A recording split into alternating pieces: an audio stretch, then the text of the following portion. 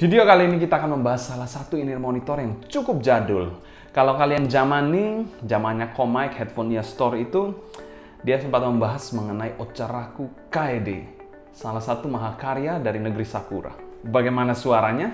Bumper dulu.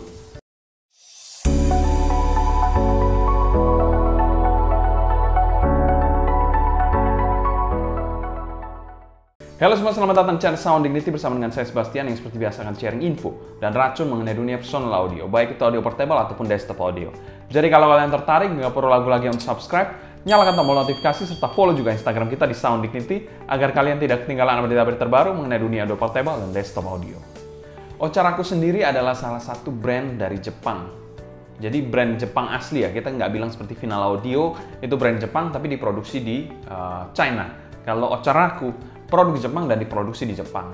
Di belakang Ocharaku sendiri ada Makoto Yamagishi, salah satu mantan karyawan Sony di bidang audio yang akhirnya mendirikan sebuah perusahaan in-ear monitor sendiri. Ocharaku sendiri memiliki arti yaitu T-Time atau T-Music. Ocharaku sendiri adalah sebuah perusahaan yang berdiri cukup lama, yaitu pada tahun 2010. Di hadapan kita adalah salah satu line up tertinggi pada masanya, yaitu Flat 4 Ocharaku KED. Mungkin dirilis pada tahun 2013. Kalau saya salah, kalian bisa koreksi di kolom komentar di bawah. Fun fact juga, Ocharaku KED ini diproduksi sangat terbatas, yaitu hanya 200 unit worldwide. Jadi kalau kalian punya satu ini, kalian punya satu dari 200 pieces yang tersebar di seluruh dunia. Ocharaku KED sendiri tidak menggunakan banyak driver, hanya dual dynamic driver dengan teknologi twin equalize element yang memaksimalkan kinerja dari dual dynamic drivernya itu. Setahu saya juga untuk harga barunya ini, kalau saya tidak salah ya, mungkin di harga sekitar belasan juta. Kita ambil angka lah, mungkin 15 juta. Jadi di angka 15 juta, Ocharaku KED ini menempatkan dirinya sebagai top of the line pada tahun 2013 di lini platform Ocharaku. Emang apa spesialnya in-ear monitor kayak gini? 15 juta cuma dual driver, bro. Mending beli balancer armatur, drivernya banyak. Kok bisa mahal gitu ya? Selanjutnya kita bahas packaging dari Ocharaku KED. Oke, packaging dari Ocharaku KED sendiri menggunakan box karton biasa seperti ini. Kalau kita lihat di sini, ini harusnya ada tulisan Oak Village-nya. Lalu kita lihat bagian samping Flat 4 KED. Ini adalah seri dari Flat 4 yang merupakan seri KED made in Japan. Ada featuring complete foam tips. Tidak ada apa-apa lagi, kita langsung buka aja. Jadi ini adalah outer box-nya. Inner box-nya sendiri, this is it. Bam. Kita singkirkan dulu ini. Inner box-nya sendiri adalah kotak kayu yang solid banget. Kalau kalian lihat di sini, rapi banget execution-nya. Ada tulisan Oak Village. Ini Oak Village ini kalau saya tidak salah ya. Mungkin kalau saya salah, kalian bisa koreksi di kolom komentar di bawah. Oak Village ini adalah salah satu produsen dari kayu dari in-ear monitornya ataupun case-nya ini. Kalau kita lihat di sini juga mantap banget sih. Clean banget, clean cut banget. Kita akan langsung buka aja. Jadi bam. Yes, this is it. Ocharaku KED dipresentasikan dengan sangat-sangat elegan. Kita lihat di sini, ini adalah in-ear monitornya Ocharaku KED. Di dalamnya ini,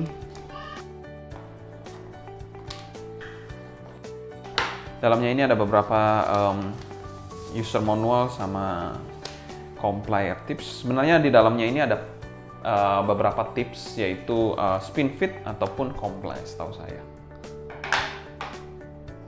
Di harga belasan juta, Ocharaku KED ini memiliki packaging yang biasa aja kalau menurut saya, dan kami berikan skor D. Selanjutnya kita bahas build quality dari Ocharaku KED ini. Untuk build quality, Ocharaku KED sendiri memiliki housing yang anti-mainstream. Housingnya ini memanjang, jadi bukan melebar ataupun ergonomis seperti in-ear monitor pada umumnya. Housingnya ini merupakan campuran, kalau kalian lihat di sini, ini campuran kayu dan juga plastik. Campuran kayu dan juga plastik. Dan ada sebuah tube warna hitam di bagian atasnya ini. Sebagai salah satu elemen untuk tuning dan mendapatkan suara yang terbersih. Kalau kalian lihat di bagian nozzle-nya ini cukup kecil, mungkin 2-3 mm, dan bakal fit dengan semua jenis air tips tentunya. Dan berbahan plastik juga nozzle-nya untuk seperti housing-nya ini. Kalau kalian lihat nozzle-nya ini tidak ada filter sama sekali. Jadi langsung ke bagian dalam komponennya. Untuk bagian kabelnya ini harga belasan juta kabelnya ini belum detachable, non detachable. Wow sih memang tapi. Jadi non detachable, kabelnya hitam standar.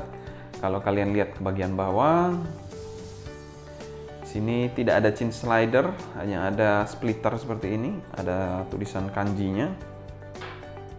Turun ke bawah sendiri, jacknya sendiri.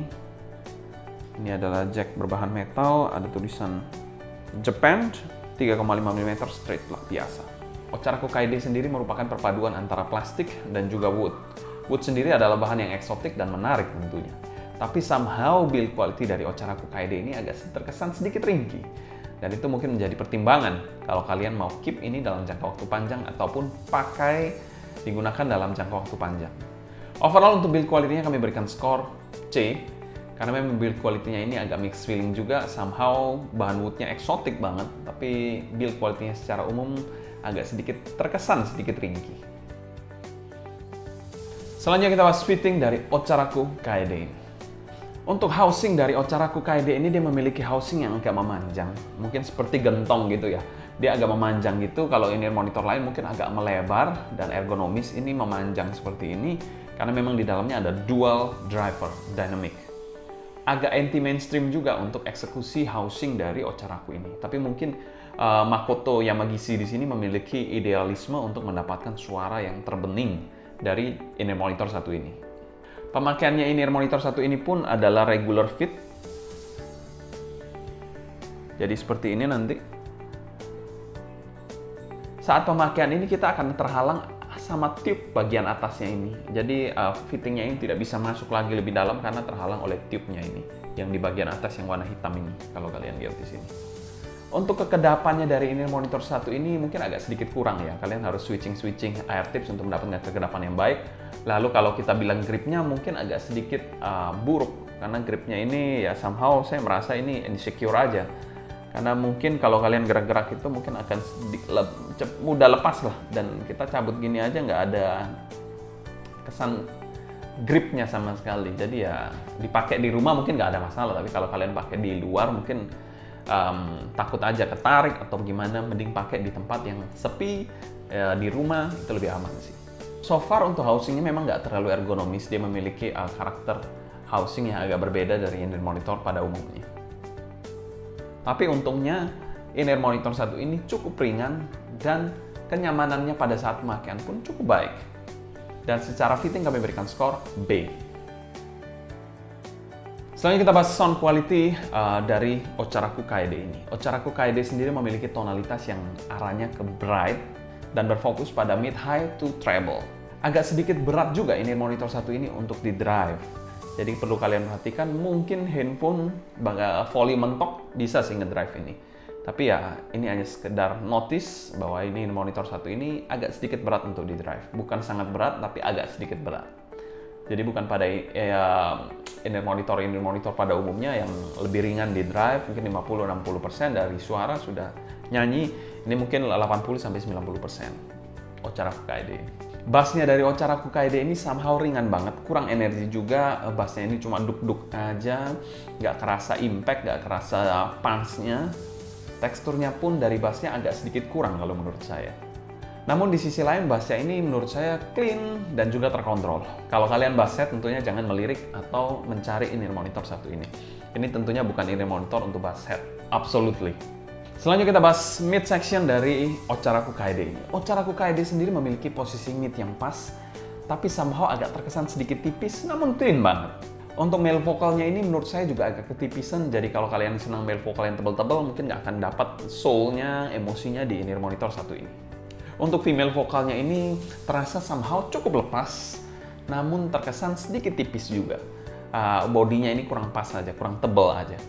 Di sisi lain kalau kalian mendengarkan in-ear monitor satu ini di lagu dengan rekaman yang buruk, tentunya suaranya ini akan nyerempet-nyerempet shouty dan sibilance. Jadi kalian perlu perhatikan itu. In-ear monitor satu ini sangat-sangat revealing banget, bisa dikategorikan brutal, bisa dikategorikan fatality pada lagu-lagu dengan rekaman yang jelek. Untuk instrumennya dari in-ear monitor satu ini bisa dikategorikan sangat bersinar dan dinamikanya pun cukup baik. Selanjutnya kita bahas bagian treble dari in-ear monitor satu ini. Treble adalah main star dari in-ear monitor satu ini. Treble-nya ini ngeri banget. Bening banget bagian treble-nya. Kalian mendengarkan saksofon, harmonika, ataupun string instrumen, absolutely perfect tuh. Treble-nya ini bisa dikategorikan juga agak hot, jadi kalau kalian sensitif, tentunya hindari in-ear monitor satu ini. Tapi kalau kalian treble head, in-ear monitor satu ini mungkin akan menjadi sangat menarik untuk kalian.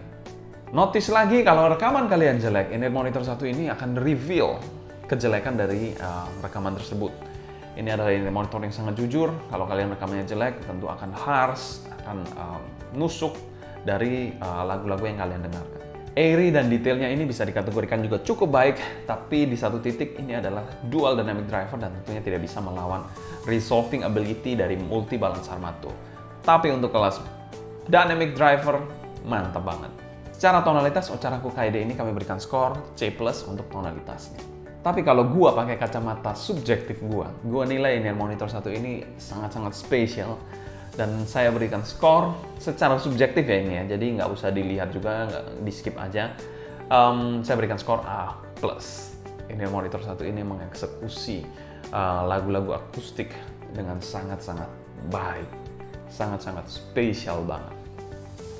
Mungkin kalau kita dengarkan lagu top 40, lagu-lagu yang umum, lagu-lagu pop atau rock yang biasa mainstream, in-ear monitor satu ini mungkin kalian bilang, waduh sampah banget nih in-ear monitor satu ini. Tapi kalau kalian mendengarkan akustikan, pure akustik non vokal, wow, gila sih in-ear monitor satu ini. Selanjutnya kita bahas teknikalitas dari in-ear monitor satu ini. Ocharaku KD ini merupakan in-ear monitor yang memiliki suara atau presentasi yang tipis dan juga sedikit kering. Selain itu, in-ear monitor ini juga rewel banget dengan source. Jadi in-ear monitor yang revealing banget, bukan yang forgiving. Jadi kalau kalian mendengarkan in-ear monitor satu ini, pastikan rekaman kalian yang bagus-bagus aja. Kalau tidak, kalian akan menyiksa telinga kalian sendiri. Timbernya dari in-ear monitor satu ini bisa dikategorikan spesial banget, terutama kalian mendengarkan instrumen atau akustikan, mantep banget. Tapi kalau kalian mendengarkan overall, secara umum mungkin agak terasa sedikit aneh sih timbernya. Untuk soundstage dari Ocharaku KD ini agak sedikit sempit dan terkesan sedikit flat. Detail dari in-ear monitor satu ini cukup baik, tapi bukan most resolving in-ear monitor. Mungkin kalau kalian bilang 15 jutaan atau belasan juta, banyak in-ear monitor balance armatur yang jauh lebih resolving dari Ocharaku KD ini. Clarity in-ear monitor satu ini spesial banget. Background-nya bagus banget. Kalau kalian dengerin akustik, ini sudah in-ear monitor yang godlike. Tapi kalau kalian mendengarkan banyak vokal top 40, bass, aduh ini monitor ini burik banget. Jadi nggak pas. Separasi imaging dan positioning, separasinya ini cukup baik, memisah-misah, tidak lengket-lengket. Lalu imagingnya ini terkesan agak 2D aja. Positioning tidak ada yang terlalu bermasalah.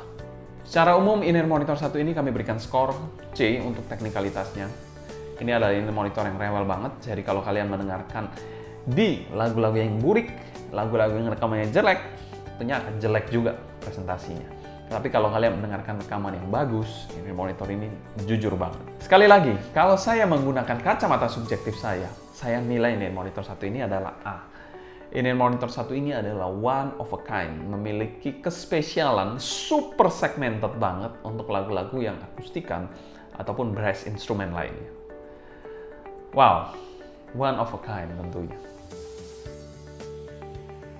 Cons-nya dari in-ear monitor satu ini adalah in-ear monitor yang super segmented. Kalau kalian mendengarkan EDM, pop, rock, mungkin in-ear monitor satu ini bukan untuk kalian. Tapi kalau kalian super segmented ke arah heavy akustik, lalu folk ataupun jazz, mungkin in-ear monitor satu ini akan sangat masuk dengan playlist kalian. Kalau kalian mendengarkan top 40 ya, di rekaman yang jelek, mendingan ambil kaset aja, mending. Pro-nya dari in-ear monitor satu ini, treble-nya ini wow banget. Saya nggak pernah mendengarkan in-ear monitor yang sebening ini untuk akustikan. Mantap banget dan satu titik juga pedes banget. Karetnya 3 bos. Pro yang kedua dari in-ear monitor satu ini, in-ear monitor satu ini adalah in-ear monitor yang sangat-sangat langka. Hanya 200 pieces worldwide. Itu klaimnya sih. Tapi saya nggak tahu beneran atau nggak. Tapi anggap aja 200 pieces worldwide. Dan berarti ini monitor ini super langka dan super rare. Tentunya kalau kita bilang di tahun 2022 ini monitor satu ini adalah relic dari tahun 2013. Untuk value for money dari ini monitor satu ini kita anggap di harga 15 jutaan atau belasan juta, masuk pada kategori value melihat dari historical value-nya, bukan hanya suaranya aja, historical value-nya, dan juga limitasinya dari ini monitor satu ini. Suara yang unik banget, anti all-rounder sound, dan merupakan master of acoustic. Dan kami berikan skor B+. Kesimpulan, Ocharaku Flat 4 KED ini merupakan sebuah masterpiece. Makoto-san memang sangat idealis dalam membuat atau mentuning ini monitor satu ini. Ini monitor pada umumnya dibuat berdasarkan selera pasar, tapi Ocharaku KED ini dibuat berdasarkan selera dari kreatornya, yaitu Makoto. Tapi wow banget sih emang. Memang ini monitor ini bukan untuk semua orang, apalagi kalian pencinta top 40. Ini monitor satu ini hanya untuk segmented people yang memang appreciate uniqueness dari Ocharaku KED ini. Kalau kalian ada pertanyaan mengenai Ocharaku KED ini, tulis pertanyaan kalian di kolom komentar di bawah. Mungkin sekian dulu untuk video kali ini. Saya Sebastian dari Sound Dignity pamit undur diri. Sampai jumpa di video berikutnya. Happy listening, stay healthy, and ciao.